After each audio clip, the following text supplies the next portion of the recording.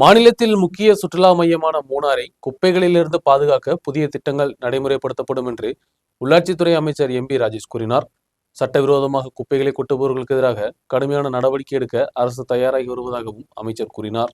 സർക്കാർ പ്രസിദ്ധീകരിച്ചിട്ടുള്ള വാട്സാപ്പ് നമ്പറിലേക്ക് മാലിന്യം വലിച്ചെറിയുന്നതിന്റെ തെളിവ് സഹിതം പരാതി തന്നാൽ അതിൽ നടപടിയെടുക്കും, ഫൈൻ ചുമത്തും. ആ ഫൈനിന്റെ നിന്ന് 2500 രൂപ പ്രതിഫലമായിട്ട് കൊടുക്കും.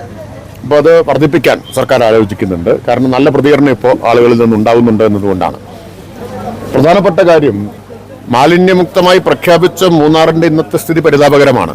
അത് ഒരു കാരണവശാലും തുടരാൻ അനുവദിക്കില്ല. പ്രത്യേകമായിട്ടുള്ള ഇടപെടൽ മൂന്നാറിലെ ശുചിത്വം ഉറപ്പുവരുത്തുന്നതിനുണ്ടാവും. ഇപ്പോൾ പ്രധാനമായിട്ടും പുറത്തുനിന്ന് വരുന്ന സഞ്ചാരികൾ വലിച്ചെറിയുന്നത്.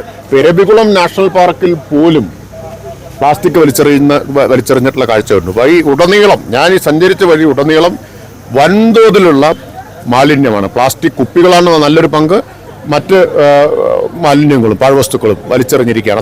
അത് അരോചകമായിട്ടുള്ളൊരു കാഴ്ചയാണ്. ടൗണിലും ഇതേ സ്ഥിതിയുണ്ട്. ഒരു വിഭാഗം വ്യാപാരികളും അതിന് ഉത്തരവാദികളാണെന്ന് സംശയിക്കേണ്ടിയിരിക്കുന്നു. കാരണം ഈ കടകളുടെയൊക്കെ പരിസരത്ത് വലിയ തോതിൽ മാലിന്യം കാണുകയുണ്ടായി. ശക്തമായ നടപടി സർക്കാരിന്റെ ഭാഗത്തുണ്ടാവും. ഇത് അനുവദിക്കാൻ പറ്റില്ല.